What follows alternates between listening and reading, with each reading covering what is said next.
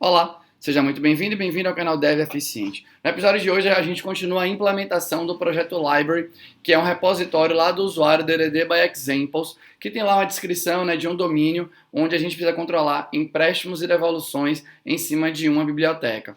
Essa é uma playlist que já está rolando aqui no canal, se não me engano, já tem 11 episódios ou 12, e hoje a gente vai continuar a implementação dos testes de unidade relativos à parte de empréstimo que a gente já implementou aqui. Já tem um vídeo com o começo dos testes e hoje eu avanço muito mais, cobrindo a parte de validação e depois encostando em testes de métodos que estão dentro das entidades, ali dentro das classes de domínio da nossa aplicação. Algumas coisas que são importantes. Primeiro, eu tô ultra focado em fazer teste de unidade, maximizando aí, as integrações. Então a ideia é manter uma característica importante do teste de unidade, que é a velocidade de execução, mas pensando na pirâmide de teste, na pirâmide, cada vez que você sobe mais, você fica mais próximo da realidade, e quanto mais próximo da realidade você está, quer dizer que mais facilmente, maior é a chance de você escrever algum tipo de teste que revele realmente um bug antes dele ser percebido como uma falha lá para ser usuário. Então a ideia é utilizar o máximo que der os objetos reais que realmente vão ser carregados na memória durante a execução da aplicação para que eu exercite meu código da maneira mais realista possível, buscando realmente identificar os meus bugs aqui de implementação antes que eles cheguem em produção. Beleza? Então vamos lá, eu já implementei aqui os testes adicionais já estão implementados e eu vou discorrer um pouco agora sobre eles aí com você. Eu vou me puxar aqui para cima, que eu acho que fica mais fácil de mostrar. Então, o primeiro que eu vou mostrar aqui para você é um teste em cima de uma classe de validação que chama verificação básica empréstimo validator. Como você já pode ver aí, tem uns verdinhos e uns vermelhinhos justamente conectados aí, ao plugin do cobertura que está aqui no meu Eclipse. Eu quero mostrar para vocês, como é que está a cobertura de teste, dada a minha tática nesse momento. Eu vou deixar para o final, beleza? Então, bom, aqui eu tenho uma classe que está com 7 pontos de dificuldade, dado a métrica inspirada no CDD que a gente está utilizando. E esse validador aqui, lembrando que tipo de código que eu vou testar. Eu estou aqui utilizando agora uma variação de uma técnica de cobertura de código, Pensando em cobertura de código, tem várias técnicas ali, para você decidir como vai ser a sua tática de cobertura. Eu estou utilizando uma variação de uma que chama MCDC, Modified Condition Decision Coverage, que eu já cobri, vou deixar o link para ela aqui, relativa ao livro aberto de Maurício Anish. Então, a ideia é o quê? Para cada branch de código que tiver, eu tenho que testar as combinações das condicionais daquela branch, beleza? Mas eu não quero exercitar todas as combinações, porque senão pode ficar muito exaustivo aí o teste. Então a ideia é achar as combinações que são mais interessantes e a técnica mostra isso pra gente. Uma outra técnica que eu vou mostrar aqui para você durante o vídeo, que eu também utilizei, é o Boundary Testing, que é, dado que eu tenho um teste de valores ali, e tem um teste aqui, porque você tem um limite de no máximo 5 empréstimos ao mesmo tempo. Então eu tenho um código meu que é um if maior do que 5. Dado que eu tenho esse cenário, qual teste que eu vou escrever? Quais valores eu vou utilizar para fazer aí o teste? Beleza? Então, são duas das técnicas que a gente vai cobrir aqui. Então olha só, aqui na hora que eu vou validar, eu tenho um if que é, se já tem erro, interrompe a minha validação adicional. Eu não quero fazer nenhum tipo de teste na minha validação adicional se algum outro erro já foi identificado na cadeia de validação. Dado que não tem erro, aí beleza, Tem aqui o código. Aqui tem um detalhe interessante. Não sei se você está ouvindo um avião que está passando aí, mas enfim. Aqui tem um detalhe interessante. No meio dessa validação, eu componho ela com uma outra validação, que é a validação específica empréstimo livre. Que eu já fiz o teste dela, já mostrei isso no vídeo anterior. Mas eu vou precisar montar os objetos de modo que eles passem por essa validação de maneira tranquila. Beleza? Aí depois eu tenho um if aqui, Se o usuário não tem empréstimo válido, não tem tempo de empréstimo válido, tem que rejeitar. Então eu tenho que exercitar, né? Entrando nessa condição e não entrando nessa condição. A mesma coisa vale aqui, né? Se o usuário não pode mais solicitar empréstimo, então eu rejeito e depois eu também tenho que fazer, né? Passando por essa condição. Então eu tenho que fazer falso e verdadeiro para o primeiro if e falso e verdadeiro para o segundo if. Uma coisa já interessante para você ir vendo, ó, se tem o diamantezinho verdinho aqui do lado, quer dizer que eu cobri as variações aí, né, das condicionais dentro da branch, beleza? Mas enfim. Então como é que ficou o meu teste para esse daqui, né? Então o primeiro teste é: deveria interromper a validação caso já exista um erro anterior. Eu moco o Entity Manager, então percebe, né? Qual que é meu limite de fazer tudo integrado? É tudo que eu posso carregar na memória tranquilamente, né? Eu não consigo, infelizmente, não rola eu utilizar um Entity Manager em memória. Pelo menos eu não conheço, né, uma implementação. Percebe? Eu não quero utilizar um banco de dados em memória.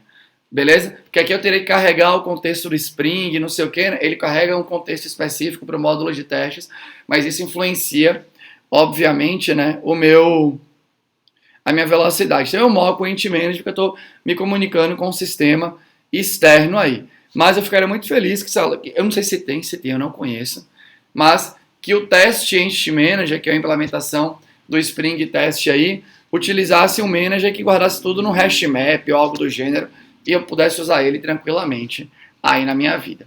Mas enfim.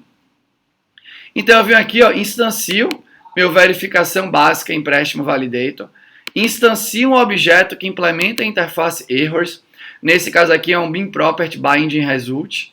Esse cara espera dois argumentos. O primeiro é o objeto de fato que contém os valores que supostamente serão validados, e o segundo, né, é um nomezinho, tipo um alias, que você passa para ser utilizado internamente ali pelo Spring.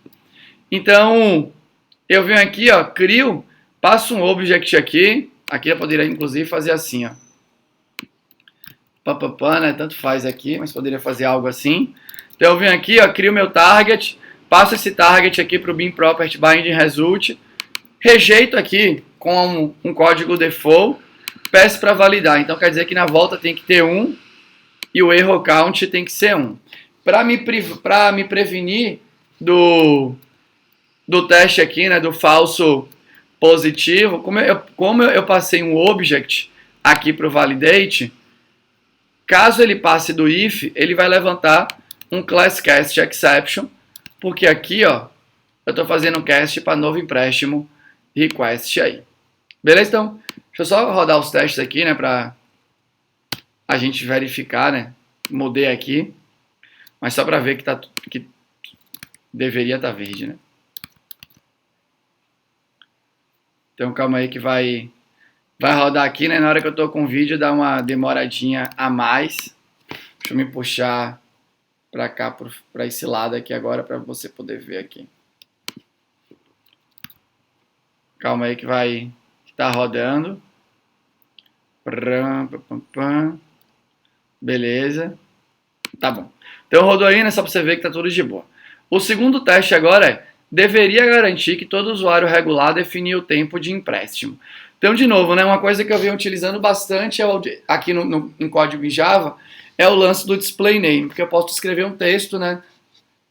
Do jeito que eu quero, sem precisar ficar botando underline, não sei o que, né? Camel case, cada um tenta achar um jeito e fica um nome de método gigante. Então, confesso que eu acho difícil que você consiga escrever um nome de método tendo que respeitar as restrições da sintaxe da linguagem de maneira mais expressiva do que utilizando sua língua mãe de maneira corrida para escrever uma frase aí. Ou você pode, se você quiser, né, combinar os dois, né? Enfim, você decide. É importante lembrar que ele aparece bonitinho aqui, né? O nomezinho certinho aqui na saída.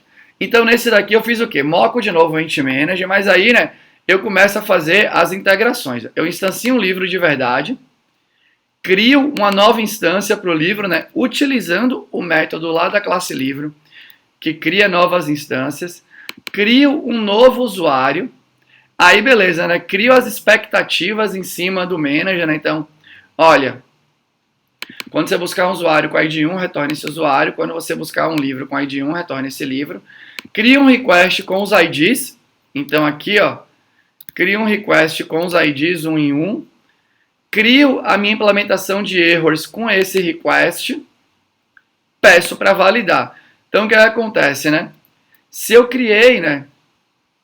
Aqui, se eu criei um novo empréstimo request para um livro, cuja instância é do tipo livre, né? E para um usuário que é padrão, se o usuário é padrão, ele deveria ter especificado o tempo que ele quer segurar aquele livro, né? Então eu dou aqui o validate, então eu espero que tenha 1. E para mitigar aqui, né, um possível falso positivo aqui, eu testo a mensagem, né? Você precisa definir o tempo de empréstimo e eu cato a mensagem que tá, né, lá no Get Global Errors aí, beleza? E o último teste é, deveria validar o número máximo de empréstimos de um determinado usuário. Então, de novo, eu venho aqui, instancio, crio um livro, mas aí eu faço o quê, né? Boto aqui, ó, um forzinho, crio 6 instâncias para aquele livro, lembrando que o usuário pega emprestado os exemplares do livro. Beleza? Que eu chamei aqui de instância, exemplar era melhor. Eu fiz uma tradução ruim mesmo, né? Do nome instance, que tinha na descrição de domínio em inglês aqui. E aí eu venho aqui, usuário, crio usuário, né? Uso uma classe pronta do Spring Test para setar o ID do usuário, porque lá no getID do meu usuário, eu faço a verificação, né? Que para chamar o getID, o ID tem que estar diferente de nulo. Beleza? Aí depois eu crio aqui, ó, 5 empréstimos para esse usuário. Pan. Então crio aqui 5 empréstimos para o usuário. E percebe, ó, estou utilizando o tempo inteiro os métodos reais. O que é legal de você utilizar o tempo inteiro, na minha opinião, obviamente, né? O tempo inteiro os métodos reais e evitar ficar utilizando qualquer tipo de coisa de mock. Porque você está exercitando o seu código à vera. Se tiver um bug aí nessas implementações, pode ser que vai cagar esse meu teste que eu estou verificando aqui, que não tem nada a ver com cria empréstimo. Para mim, você isolar as unidades, na hora que você está isolado, criar tudo mock, vai na contramão do que é um sistema. O sistema não são unidades isoladas, são unidades acopladas. Você minimiza acoplamento. Mas o acoplamento é o que determina ser um sistema, né? Uma coisa depende da outra e vai puxando aí a outra, beleza? Então, né, eu estou exercitando, estou chamando o método cria empréstimo, que tem que criar os empréstimos lá no livro. E o cria empréstimo, você vai ver que tem lógica nele, olha o tanto de coisa que tem aqui, ó. E depois eu acho que até testo ali o cria empréstimo, dado que ele caia na regra da nossa variação aqui do MCDC, né? Que é, a gente está cobrindo as branches e condicionais. A gente não está fazendo, quando tem um método que é só chamada de uma linha depois da outra, uma linha depois da outra, a gente não testa se não tem branch. De novo, não estou dizendo que isso é o certo, estou dizendo que é a minha variação para essa série aqui no canal. Beleza?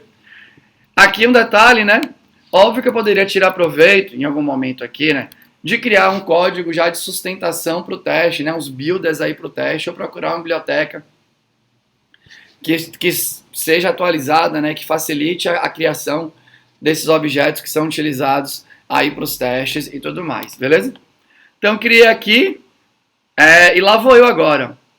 Dou find no usuário para ID 1 para retornar o usuário, find no livro de ID 1 para retornar o livro, crio, seto o tempo, né, para ele passar pela validação de verificação de tempo, crio minha implementação de errors, utilizando uma classe real aí do Spring MVC, né? Deixa eu ver se é Spring MVC, Spring Validation. Spring Validation, né? Org Spring Framework Validation. Chamo o método validate, passando só coisas reais e mando bala. Verifico se tem um erro. E se o erro é esse daqui, ó, você já está no limite de empréstimos, o limite atual é 5. Beleza? Então percebe, cobrir com testes e testes de unidade, né? Então cobrir ali a unidade, nesse caso aqui é um método que eu estou considerando a unidade, mas integrado. Criei os objetos reais, óbvio que infla um pouco, né, ou bastante, o setup aí do teste, sem dúvida nenhuma.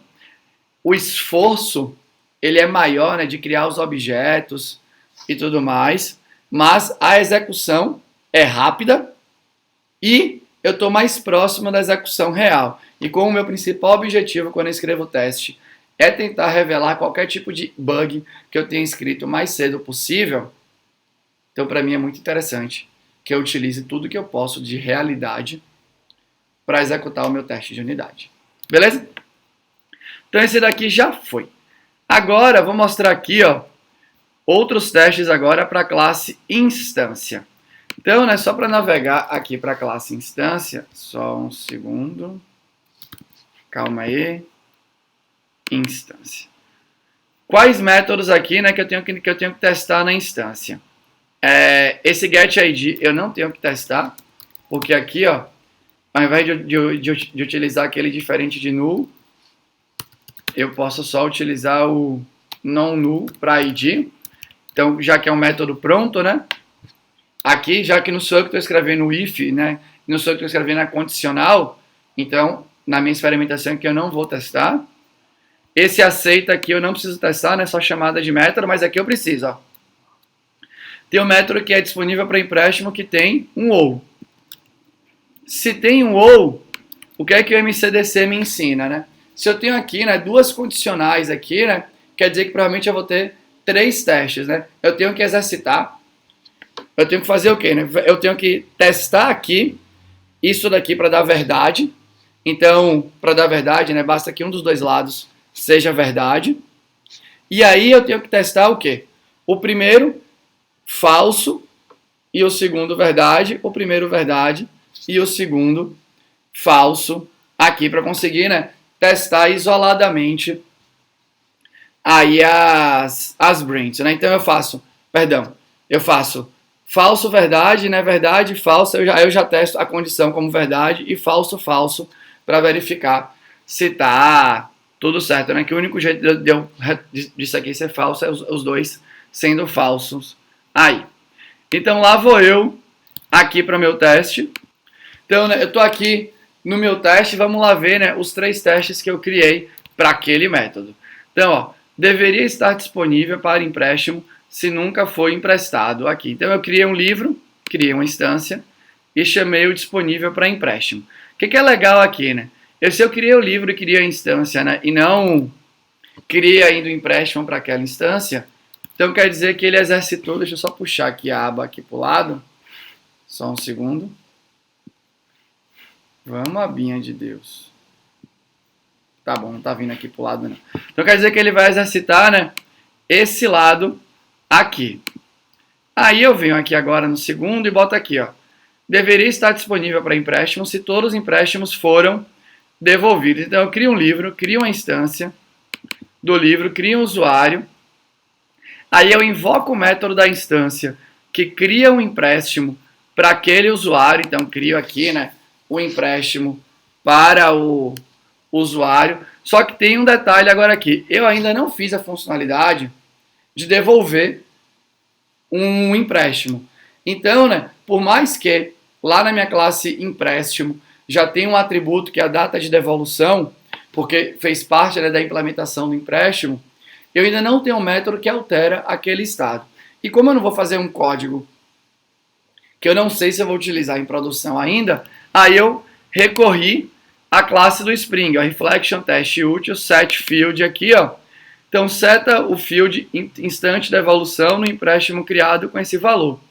E agora eu venho, e disponível para empréstimo, porque agora isso aqui retorna false, mas isso aqui agora vai retornar verdadeiro. Beleza? Fiz mais esse e fiz também o terceiro teste aqui, que não deveria estar disponível se tem empréstimo que ainda não foi devolvido. Crio o livro, crio a instância, crio o usuário, crio um empréstimo para aquela instância, para esse usuário, e aqui dá o assert false. Tem agora um outro método aqui na instância, que é, e de novo, né? Percebe que aqui é um pouco desse exercício. Eu estou usando tudo real. Não tem mock, Percebe que não teve mock. Aqui, Que aqui eu poderia, né, ter tentado fazer algum tipo de mock ou algo do gênero para navegar por essas listas e tal. Não tem zero mock. Agora aqui eu tenho outro teste que é, caso que eu vou exercitar, né, testar aqui o método disponível. O método disponível tem um end aqui, ó. Então, no end padrão, tenho que ter também aqui, né, como são duas condicionais, tenho que ter aqui 3 testes.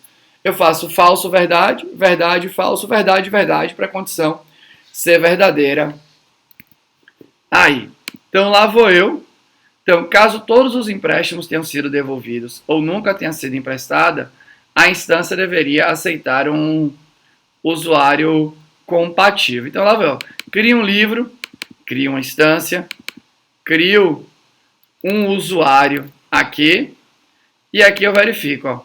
Se eu tenho um livro, se a instância dele é livre e esse usuário é padrão, quer dizer que está disponível, né? Essa instância aceita o usuário e ela está disponível para empréstimo. De novo, estou utilizando o código real aqui.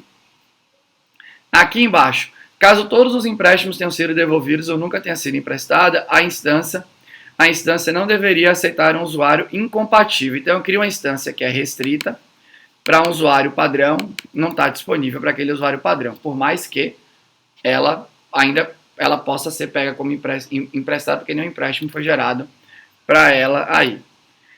Caso tenha empréstimo em aberto, a instância não deveria aceitar um usuário compatível aí, ó. Então, eu venho aqui, ó, crio a instância, crio o usuário, a instância cria e dou o assert false aqui. Então, percebe que eu exercito os falsos para os dois lados e faço também verdadeiro para os dois lados. Quer dizer que eu cobri tudo. Uma outra coisa que talvez desse para fazer aqui, né? Talvez não, dava. Eu poderia utilizar o lance do JUnit aí, do parameterize de testes, para criar, né? Para parametrizar a execução do método, com esse lance aqui de livre com padrão e tudo mais, né? Depois tem restrito com padrão. Depois tem livre com padrão com criação de empréstimo. Talvez desse, né, para eu parametrizar tudo certinho, mas assim também. Eu ia ter um esforço para criar essa parametrização mais rica, né, com esses objetos mais ricos. Então, criar os testes aqui foi bem de boa, na minha opinião. E uma coisa que é legal, como eu tenho um sistema, né, de novo, claro, de como eu vou testar, a ideia é que qualquer pessoa que batesse o olho nesses códigos que eu estou testando, testasse a mesma coisa. Beleza? Basicamente, tem que ter uma interseção grande, né, entre todos os testes dentro de uma equipe, se eu mostrasse para esta equipe o mesmo código. Então, esse daqui já foi da instância. Agora, a gente tem o usuário. O usuário, tem um método lá no usuário, cadê aqui esse? Que é o ainda pode solicitar empréstimo. Então, né, aqui a ideia é o quê? Nessa regra desse sistema, o usuário tem um limite de 5 empréstimos ao mesmo tempo. Então, ele só pode solicitar empréstimo quando ele está com uma quantidade menor do que 5, né? Então, aqui é um caso muito legal para o lance do boundary test. Quais são os valores que eu tenho que fazer um teste aqui? Qual que é o primeiro valor que faz esse teste ficar falso? 5. Beleza? Então, se eu não me engano, né, é o que lá no livro de Anish, né, referenciando a teoria, é o on point ali, né, ou é o off point, na verdade, né? Eu estou em dúvida agora qual que é a expressão que invalida, né, que deixa a parada ali como falso. Mas, enfim, você tem que pegar o valor que está em cima, que faz, né, o primeiro valor que faz o teste ficar falso, é 5. E aí, qual que é o valor mais próximo desse que faz o teste manter verdadeiro? 4. Então eu sei que eu tenho que ter, né, esses dois testes aí. Então lá vou eu aqui no usuário teste, ó. E eu tenho aqui, ó, 4 mantém como true, 5 faz ele ficar falso. E aí você poderia, por exemplo, aqui, né, fazer agora, exercitar com outros valores, né? Fica agora aqui, os valores ficam meio que você decide quais que você quer exercitar aqui. Tem um detalhe que é interessante, é que eu não preciso ficar pegando, por exemplo, 6, 7, 8 ou algo do gênero, porque se eu pegar isso daqui, ó, cadê o... Tem aqui, né, dis.empréstimo.string.filter, quantidade de empréstimo, aí eu tenho que pegar aqui, né, se o empréstimo não foi devolvido, ou algo do gênero. Eu não preciso ficar testando esses valores acima de 5 aí, porque não é nem para existir isso, né, no nosso sistema. Beleza? E ninguém poderia ter mais do que 5. Aí, tanto que, cadê aqui, né, o usuário, quando ele vai criar o empréstimo, uma das asserções que é feita é justamente de ainda pode solicitar o empréstimo. Né? Se você olhar aqui no código, olha como é que está o teste. Eu recebo aqui o valor, né? Número de empréstimos, resultado esperado. Se eu passasse aqui, por exemplo, o número de empréstimo 6, aqui, ó, na hora de criar o empréstimo, já ia dar pau. Porque ele não ia conseguir, né? Nunca esse método cria empréstimo é para ser chamado se a pessoa já tem, né, 5 empréstimos. Então ele já dá pau de asserção, porque essa validação deveria ter acontecido lá na borda mais externa do sistema. Então olha só, eu crio o livro, crio 6 instâncias para aquele livro, né? Crio um usuário, seto o ID aqui, aí faço um forzinho em cima da parametrização que vem e faço a asserção em cima do resultado esperado, né? Então aqui sim, diminuiu muito o meu esforço. Eu criei um parameterizer de teste, utilizei como entrada esse lance do CSV aí, né? E aí ele parameteriza, acho que é, né? O teste pra gente, beleza? Mas de novo, ó, 0 mock. Sem nenhum moquinho aqui para nós. Beleza? Então os testes estão de unidade, beleza? Então eu tô lá na base, né, da pirâmide, flertando com testes integrados. Então eu vou integrando ao máximo. Enquanto eu não estiver falando com sistemas externos, eu vou integrando. E o preço que eu pago é um esforço maior de setup, mas que na minha opinião é muito válido, beleza? Então como o meu computador está ficando um pouquinho lento quando eu estou gravando o vídeo e rodando as coisas, eu vou só dar um pausezinho rapidinho, rodar a cobertura para mostrar detalhes que são interessantes para vocês. Só um segundo. Então, aí está o resultado da execução da cobertura, né? Então eu estou com 59% de cobertura, considerando só a pasta com código fonte. Tem 2 pastinhas aí, né, que não tem nada coberto, que é a pasta onde tem, né, esse código compartilhado. Aqui tem um validador aqui que eu não cobri, beleza? E tem aqui, né, a classe de start do projeto. E aí nos outros, eu estou com coberturas, né, que estão variando aqui. Por que eu não estou com uma cobertura ainda altíssima? Porque eu estou pensando em teste de unidade. Eu estou só cobrindo as branches de código, beleza? E as condicionais, né, ou a combinação de branch com condicional.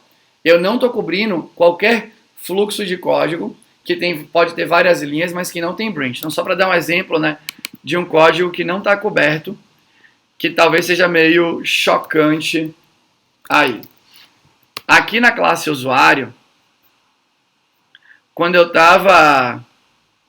Na verdade, assim, né, tá coberto, mas indiretamente, só para deixar claro.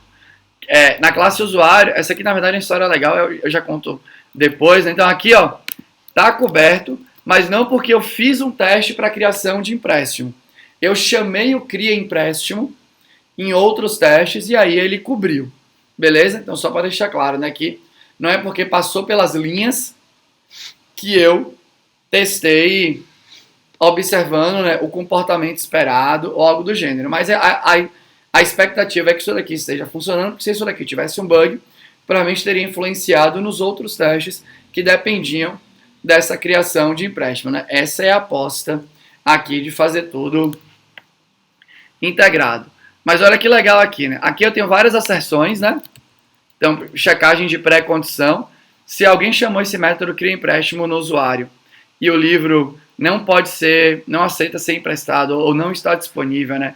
Ou este usuário não pode mais solicitar empréstimo, quer dizer que tem pau no sistema, né? Que isso aqui era tudo para ser... Não era para chegar nesse ponto desse jeito. Aí eu faço a lógica, ó, livro, busca aqui a instância disponível, né? Percebe que também aqui está coberto, mas não que eu fiz um teste para o busca instância disponível, por mais que tenha um filtro. Por quê? porque ele chama aqui o ponto disponível da instância. O disponível, esse sim cobriu porque tem branch de código. Então percebe que eu passei por aqui, é um código relativamente grande, né? Tem várias asserções aqui e tudo mais, mas eu não fiz um teste especificamente para ele. Uma outra coisa que é legal de ver também aqui nessa cobertura é que todo lugar que tem a branch aqui, ó, coincidentemente meu diamantezinho ficou verdinho. Por que esse diamante está verde? Quer dizer que eu exercitei a variação aqui da branch, né? Aqui da condicional. Então, ela poderia ser verdadeira e poderia ser falso, cada uma delas. E eu exercitei todas elas aqui.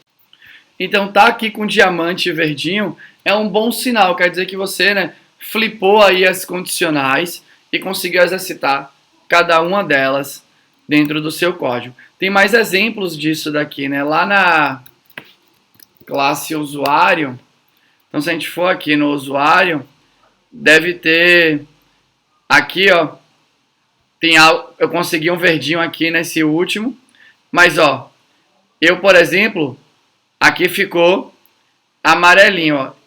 O meu teste não exercitou aqui as duas variações aqui, ó, e deveria. A verdade é essa, né? Eu neguei aqui, né? Eu esqueci de fazer esse teste real total. Isso daqui, né? Eu botei aqui no limite, eu botei 5 e 4, coloquei um 2, se eu não me engano, mas eu não fiz nenhuma hora a situação aqui, né, de empréstimo que já tinha sido devolvido. Todos os empréstimos que eu criei para fazer o teste do ainda pode solicitar empréstimo, era empréstimo que ainda não tinha sido devolvido. E aí ele reclamou aqui, ó, que eu não exercitei o outro lado da condicional. Tá mais do que certo. Beleza? Então, isso é legal, né, de você procurar se você fez os flips aí corretamente, para você ter exercitado os dois lados da sua condicional. Beleza? Mas, bom, era isso que eu tinha para falar para você no vídeo de hoje. Se você gostou, deixa um comentário aqui. Se você não gostou, tem um comentário construtivo, deixa aqui também. Eu vou ter o maior prazer em responder para você. Muito obrigado por ter ficado até o final. Tchau.